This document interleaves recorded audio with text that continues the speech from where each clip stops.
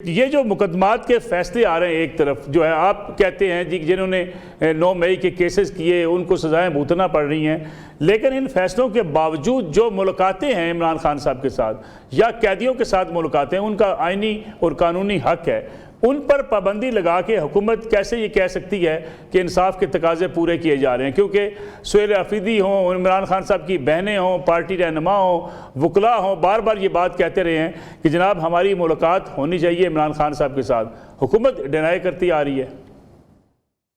جی بہت شکریہ ملک صاحب۔ پہلی بات تو یہ ہے کہ 9 مئی میں جتنے لوگوں کو سزائیں ہوئیں یا جو لوگ انڈر ٹرائل ہیں، کوئی ایک بھی قیدی ایسا نہیں ہے ایون کہ جن کے خلاف فوجی جو ہے وہ ملٹری ایکٹ عدالتوں میں ملٹری ایکٹ کے تحت مقدمات چل رہے ہیں، ان کی بھی ملاقاتیں کرائی جاتی ہیں۔ بانی تحریک انصاف 9 مئی کے جو ہے ماسٹر مائنڈ اور مین ملزم ضرور ہیں، لیکن ان سے بھی 2 سال تک فیملی کی 1 دن 2 دن سیاسی اور 1 دن وکلا کی ملاقاتیں ہوتی تھیں، لیکن جب انہوں نے جیل کے اندر بیٹھ کر ان سیاسی ملاقاتوں کو مس یوز کیا، 26 نومبر 2024 کروایا، 26 نومبر 2025 کی منصوبہ بندی کر رہے تھے، اداروں کے سربراہان کے بارے میں اور ملک میں انارکی پھیلانے کے حوالے سے اپنے ٹویٹر ہینڈل پہ جو جس قسم کی وہ زبان استعمال کر رہے تھے، اس کے بعد جیل سپرنٹینڈنٹ کی ریکمنڈیشن پر ہوم ڈپارٹمنٹ نے پابندی امپوز کی کہ ایک بندہ اگر یہ کہے کہ میرا بنیادی انسانی حق ہے کہ میرا خاندان مجھے ملے، بے شک میں 302 یا 780 کا سزا یافتہ مجرم کیوں نہ ہوں، یہ بات بالکل درست ہے، لیکن آگے یہ بھی موجود ہے کہ آپ 26 کروڑ لوگوں کے رائٹ کو خطرے میں تھے۔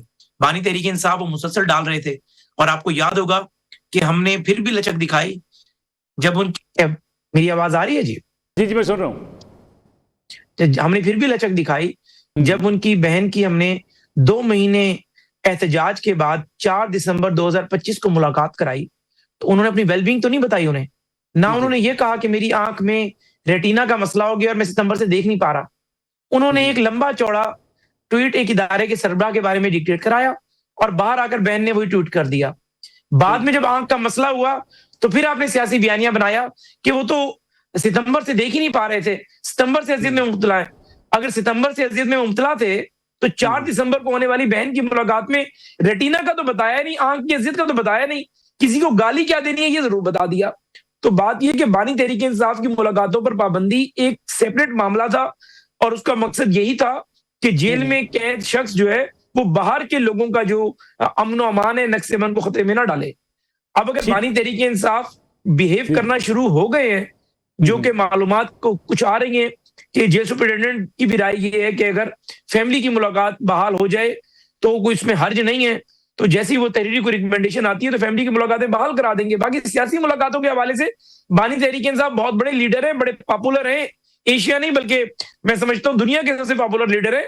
انہیں اپنے الفاظ پہ خود قائم رہنا چاہیے، جن الفاظ کے تحت سپریم کورٹ وہ گئے اور سپریم کورٹ سے ایک آرڈر لکھوا کر لائے ثاقب نثار سے، اس کے پیرا نمبر 51 میں لکھا ہوا ہے کہ اگر آپ کورٹ کی طرف سے سزا یافتہ قیدی ہیں اور تو تب ایسی کنڈیشن میں آپ ڈائریکٹلی اور انڈائریکٹلی پالیٹکس نہیں کر سکتے۔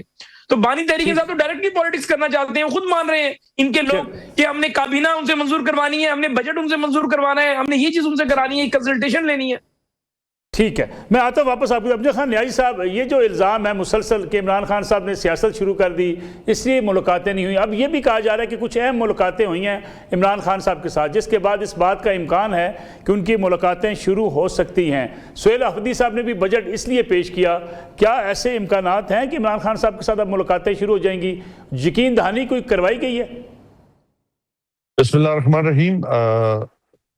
رسول اللہ ملک صاحب، آپ کو پتہ ہے عمران خان نے کبھی این آر او کی بات نہیں کی، ہمیشہ وہ رول آف لا کی بات کرتے ہیں، جمہوریت کی بات کرتے ہیں، اور پاکستان میں جو ہے وہ انصاف کی بات کرتے ہیں، انڈیپینڈنٹ جوڈیشری کی بات کرتے ہیں۔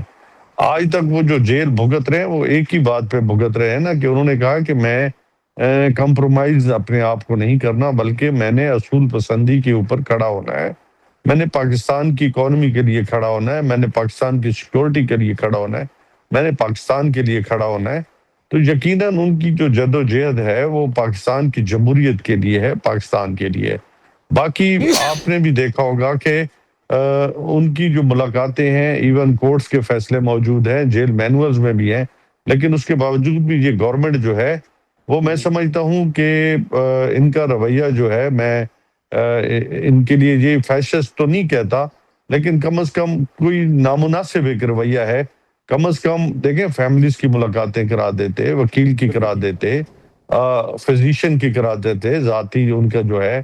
اگر آپ دیکھیں کہ فرینڈ آف کورٹ بھی تو مل کے گیا ہے نا خان صاحب کے ساتھ، تو وہ مل کے جب گئے تو کوئی انہوں نے ایسی بات کی ہے جس میں یہ کہیں کہ انہوں نے کوئی انلیگل بات کی ہے، کوئی غیر قانونی بات کی ہے. انہوں نے تو اپنا بتایا ہے کہ میری جو سیل کی پوزیشن کیا ہے، میری صحت کا کیا پرابلم ہے، اور وہی رپورٹ جو ہے وہ جیل سپرنٹینڈنٹ نے بھی دی ہے اور وہی رپورٹ فرینڈ آف کورٹ نے بھی دی ہے. تو اس ماحول میں کہ جی آپ جو بتا رہے ہیں کہ جی اسپیکولیشنز ہیں، تو ابھی اسپیکولیشنز کے اوپر تو نہیں چلا جا سکتا. آپ کے علم میں ہے کوئی کہ کون جا کے ملا ہے؟ میرے نالج میں تو نہیں ہے کہ جو جا کے ملے ہیں. یہ ساری چیزیں چل رہی ہیں، کوئی ادھر چل رہی ہے، کوئی ادھر چل رہی ہے. مقصد جو ہے وہ جو بیانیہ ہے اس کو ڈیمیج کرنا ہے. ہاں ہم سمجھتے ہیں کہ پاکستان کے اندر جب بھی مذاکرات سے ہم کبھی بھی پیچھے نہیں ہٹے. ایک نصر اللہ ملک صاحب یہ بات یاد رکھنا، عمران خان نے تو آج سے 6 ماہ پہلے جو ہے چکزئی صاحب کی صورت میں اپوزیشن لیڈر جو نامزد کیا یا علامہ ناصر صاحب کو نامزد کیا، اور بڑا واضح پیغام کے ساتھ نامزد کیا کہ آگے بڑھنے کا راستہ جو ہے مذاکرات کا راستہ بھی ہے. اور ایون پارلیمانی پارٹی نے بھی ان کو نامزد کیا کہ آپ ان کے ساتھ مذاکرات کریں.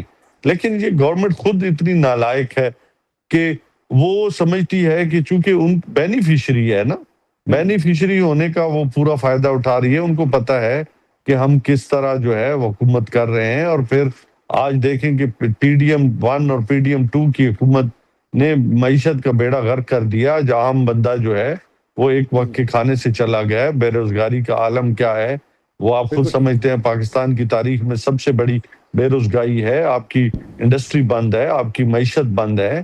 تو یقیناً یہ اپنی نااہلی جو ہے وہ ہمارے سارے اس لیے تھوپتے ہیں کہ کم از کم یہ بیانیے میں زندہ رہ سکے. لیکن لوگ بخوبی جانتے ہیں کہ یہ کتنے عرصے تک ہم پہ بلیم گیم چلتے رہیں گے.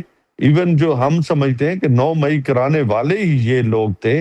ہم تو اس لیے بار بار کیوں کہتے ہیں کہ ہمیں افسوس ہے اس واقعے پہ. کوئی یہ نہیں ہے کہ ہم نے کبھی اس کو خوشائند کہا ہے. ہم سمجھتے اس لیے تو ہم نے بارہا کہا کہ ایسا فورم بنایا جائے، ایسے فورم پہ اس کی انویسٹیگیٹ کی جائے. جو لوگ اس میں انوالو ہیں بے شک ان کو سزا ملے، لیکن جو گناہگار لوگ نہیں ہیں ان کو جو ہے وہ ریلیف ملنا چاہیے. اصول تقاضا بھی انصاف کا یہی ہوتا ہے کہ جو گناہگار ہے اس کو بے شک آپ جیل میں رکھیں. جو بالکل بے انصافی تو نہیں کرنی نا. ملک کو آگے چلانا ہے اور ریاست جو ہے اس کا یہ فرض بنتا ہے کہ حقدار کو اپنا حق دے.